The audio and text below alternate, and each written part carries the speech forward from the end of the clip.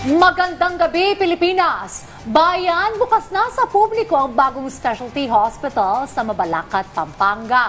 Nalayong palawakin pa ang access sa specialized pediatric healthcare sa bansa. Kung saan pinangunahan at ininspeksyon ito ni Pangulong Ferdinand R. Marcos Jr. at tiniyak ang patuloy ng pagpapatupad sa Zero Balance Billing Program. Yan ang ulat ni Kenneth Pasyente. Nitong January lang, nalaman ni Carmen na may leukemia ang kanyang 13 taong gulang na anak. Aminado siya na hindi madali ang gamutan dahil hindi sapat ang kita ng kanyang asawa sa paggawa ng cellphone. Mahirap po talaga kasi sa totoo lang po, natubuan pa po siya. Kaya magpasalamat din po ako sa Diyos na nakasurvive po yung anak ko. Malaking rin po sa akin kasi hindi ko po in-expect. Ganyan po ka, may sakit yung anak ko.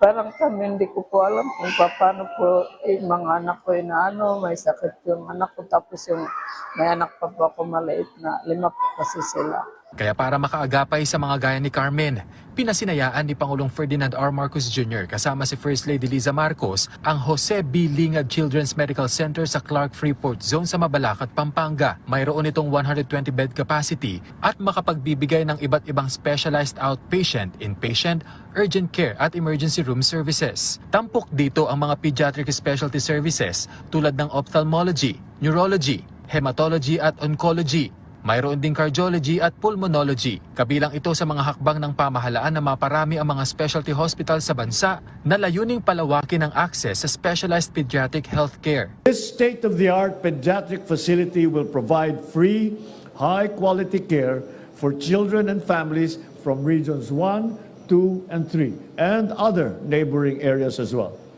Next week, on the 1st of August, this hospital will open its doors to patients, making specialized pediatric services accessible to more communities.